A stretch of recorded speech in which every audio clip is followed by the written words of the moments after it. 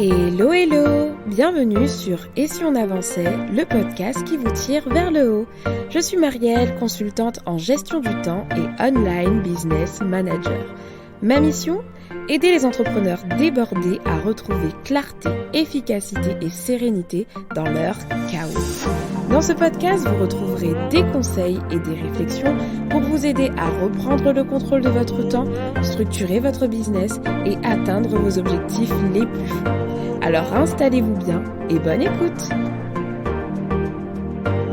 Hello hello, bienvenue dans ce nouvel épisode de podcast dans lequel je suis ravie de vous retrouver. Aujourd'hui, nous parlerons d'un sujet qui me passionne, j'ai nommé l'état d'esprit et donc en anglais le mindset, la manière dont notre esprit est configuré plus précisément. Pour celles et ceux qui suivent ce podcast depuis un moment déjà, vous savez que j'estime que l'état d'esprit joue un rôle crucial dans notre avancement au quotidien, dans nos projets, dans nos business. Car même avec une très bonne organisation, si le mindset ne suit pas, il ne se passe pas grand-chose. C'est-à-dire que l'organisation, c'est une chose, mais il faut en fait avoir une vision déjà premièrement et avoir un état d'esprit qui nous porte vers cette vision. Parce que si on a un état d'esprit défaillant, on aura beau mettre en place toute l'organisation du monde, tous les tableaux du monde, tous les KPI du monde, qu'on n'avancerait pas parce qu'en fait notre état d'esprit jouerait en notre défaveur. Au lieu de nous tirer vers le haut, il nous tirerait vers le bas. Donc l'état d'esprit primordial dans une aventure entrepreneuriale. Ça représente tellement de choses et si vous voulez découvrir un épisode dans lequel je traite ce sujet avec ma fameuse méthode CMPO, clarté, mindset, principes et outils pour construire un système d'organisation qui vous permet vraiment d'avancer, je vous donne rendez-vous du coup dans cet épisode, c'est l'épisode 31 du podcast, publié en 2020, donc ça commence à faire un moment, mais il est toujours autant d'actualité et dans cet épisode, il s'appelle donc les 4 piliers d'une organisation qui permet vraiment d'avancer. Je vous présente en quoi le fameux pilier mindset, il a toute son utilité dans tout cet écosystème que vous êtes en train de créer autour de votre organisation. Dans l'épisode du jour, comme annoncé, nous allons parler donc de mindset et je vais surtout vous parler de 2 types de mindset qu'il existe aujourd'hui. Le mindset fixe et le mindset de croissance. Ces 2 termes proviennent non pas de mon esprit, bien sûr, je vais vous partager carrément ce que j'ai pu lire d'un résumé de livre qui s'appelle Mindset. Donc le livre, il est très explicite, Mindset, il a été écrit par le psychologue Carol S. Dweck, et je vous mettrai le lien d'ailleurs dans les notes du podcast. Et dans ce livre, ce psychologue, en fait, il explique les résultats d'une analyse, d'une étude en fait menée sur des élèves et il cherche à comprendre pourquoi certains élèves à l'école arrivent à rebondir après un échec alors que d'autres sont souvent déstabilisés et voire complètement bloqués lorsqu'ils font face à un échec. Et la conclusion a été la suivante, donc là je fais un gros raccourci. Il existe un mindset fixe et un mindset de croissance. Et entre ces 2 états d'esprit, il y a une grande différence d'attitude. D'un côté, on a un état d'esprit fixe, donc qui va être figé, donc qui ne croit pas vraiment en l'apprentissage et à l'évolution. Et de l'autre côté, on a le mindset de croissance qui lui croit à une évolution constante et un apprentissage constant.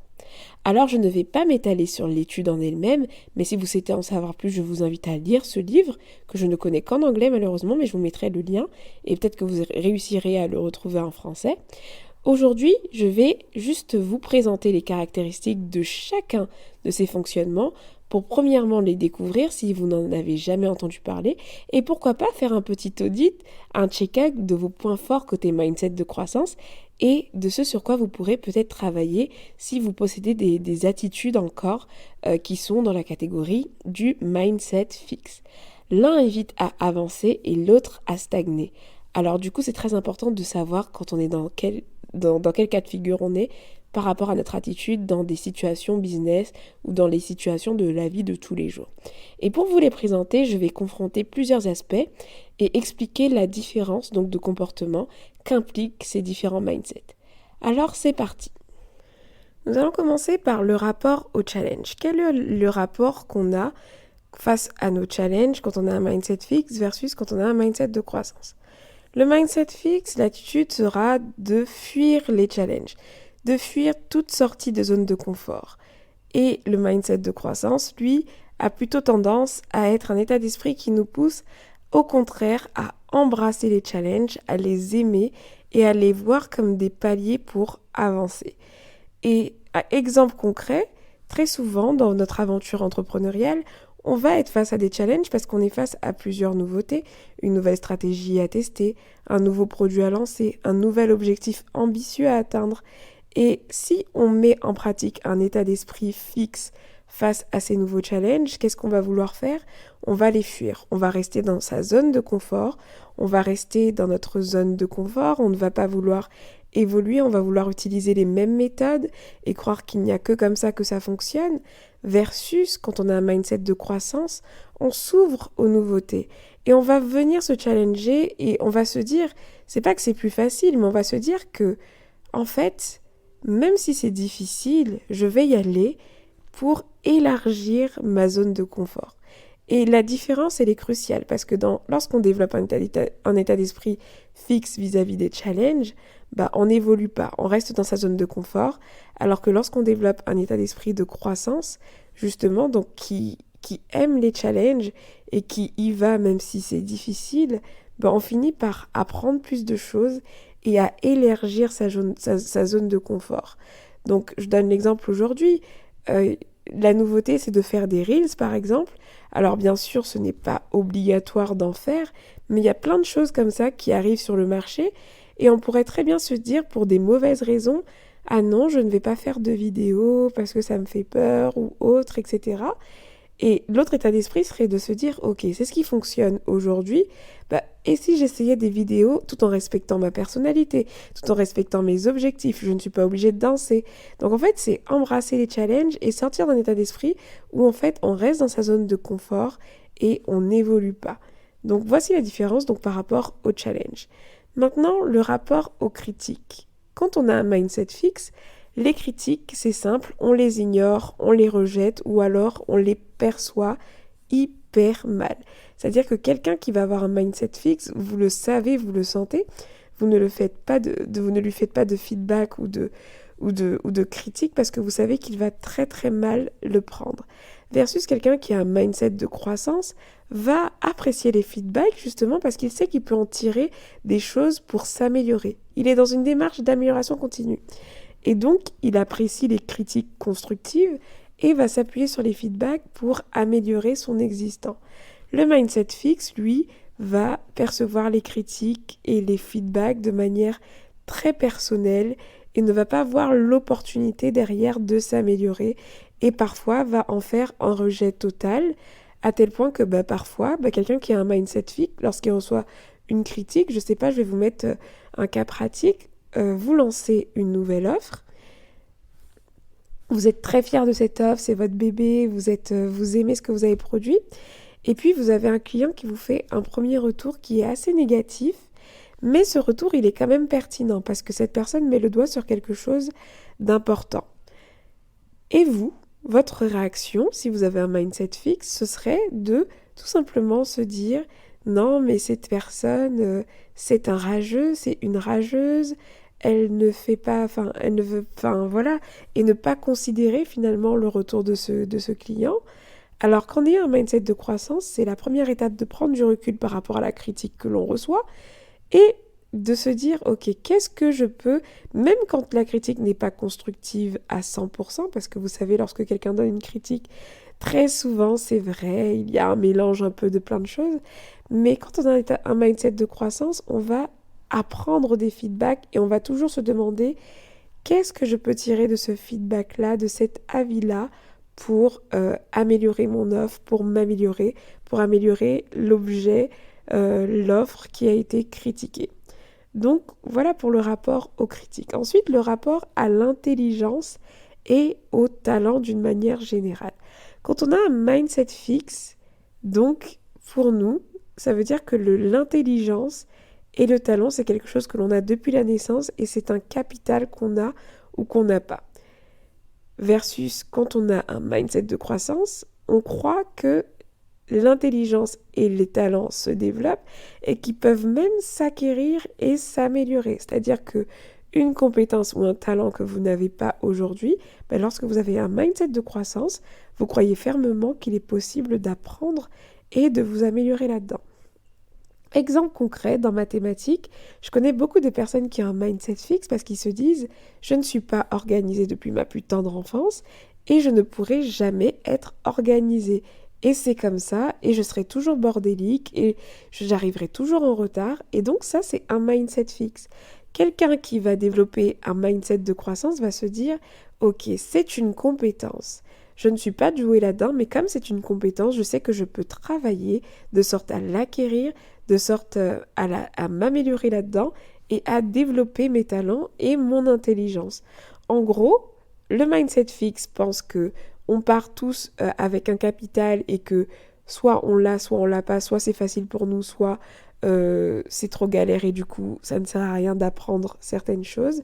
Et le mindset de croissance va se dire au contraire, l'attitude à avoir, c'est de croire qu'il est possible d'acquérir des compétences et de s'améliorer.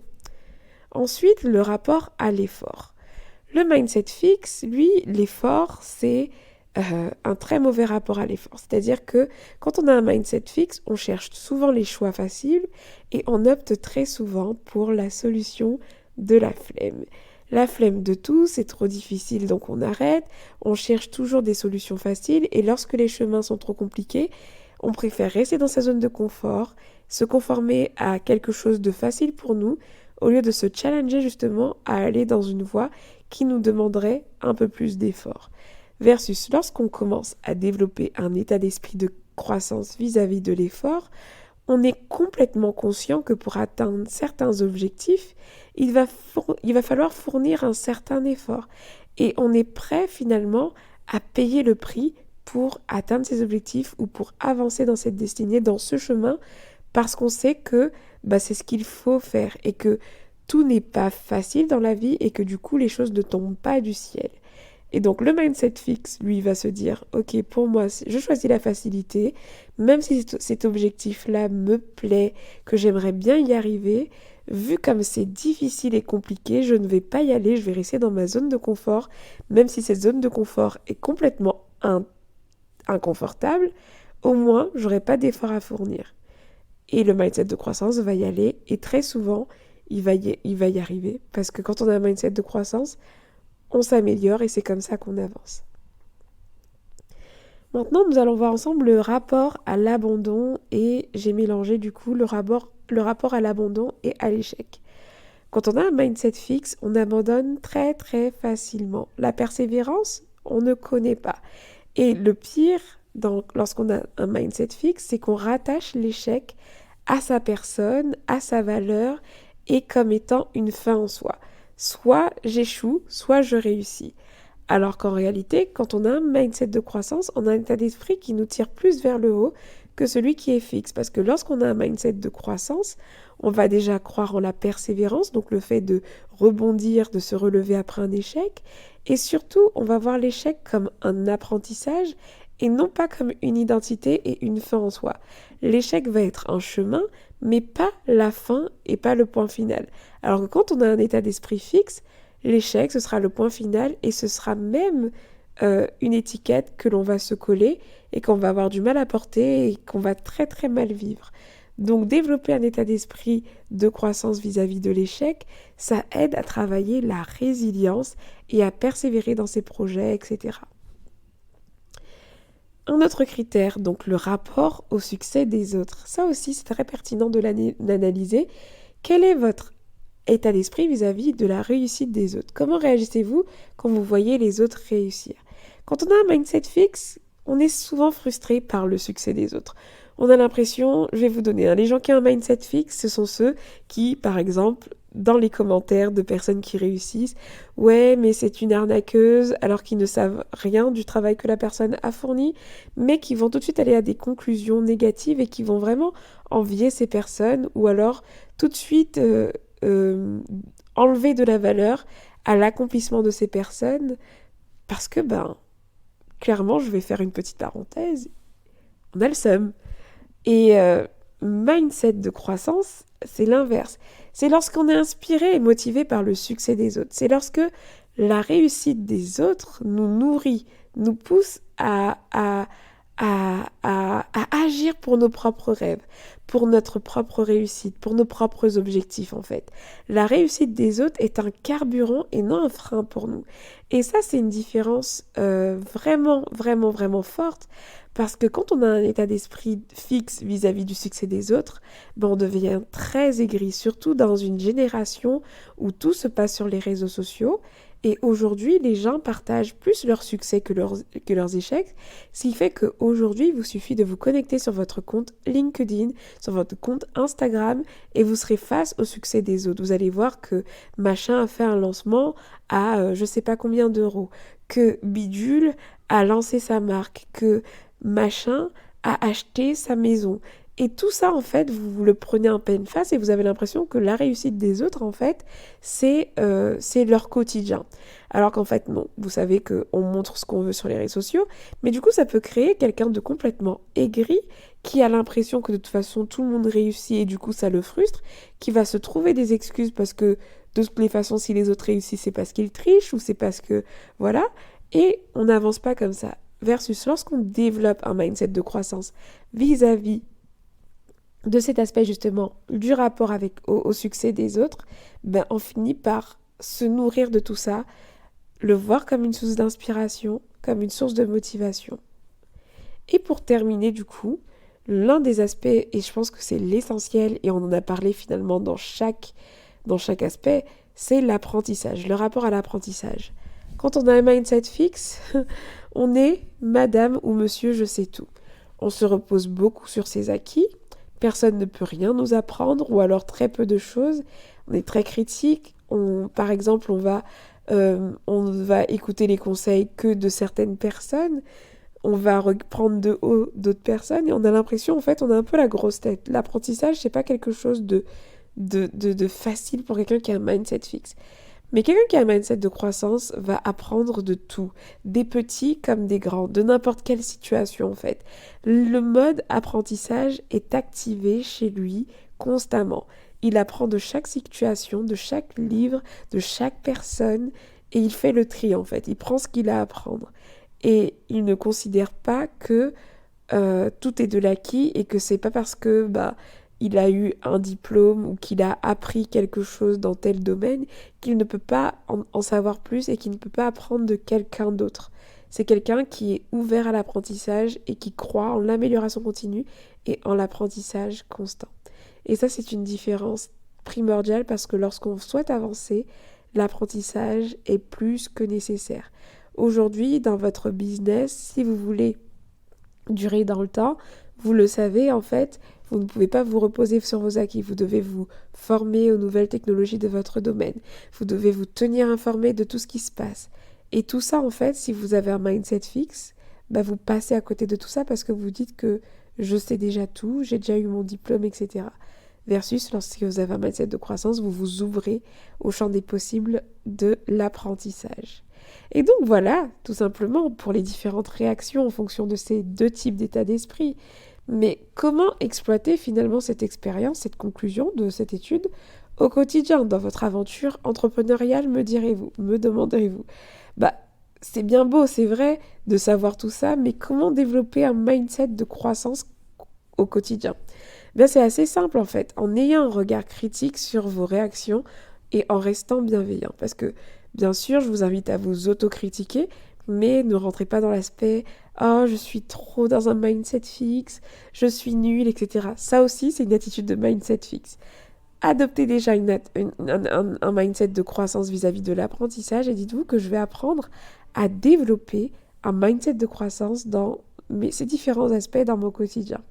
Du coup, lorsque vous vous retrouvez dans une de ces situations, lorsque vous allez fournir un effort, de l'inspiration, l'apprentissage, le rapport à l'échec, etc., analysez vos pensées et vos réactions sur le moment, comment vous réagissez, et demandez-vous à chaque fois, est-ce que je suis dans une attitude qui reflète un mindset de croissance, ou je suis plutôt dans une attitude qui reflète un mindset fixe, sachant que si vous avez une attitude qui reflète un mindset fixe, vous savez que le résultat, c'est que vous n'allez pas avancer, ça ne va pas être fructueux, et le fruit ne sera pas positif. Versus si vous vous positionnez dans un mindset de croissance, vous savez que l'impact sera fructueux et que c'est quelque chose qui va vous apporter. Donc, à chaque fois, analysez dans quel camp vous êtes.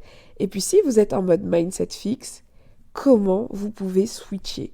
Comment vous pouvez changer? Comment vous pouvez vous améliorer et travailler sur ce point faible, sur ce truc-là qui vous tire vers le bas? Voilà pour cet épisode, nous arrivons à la fin.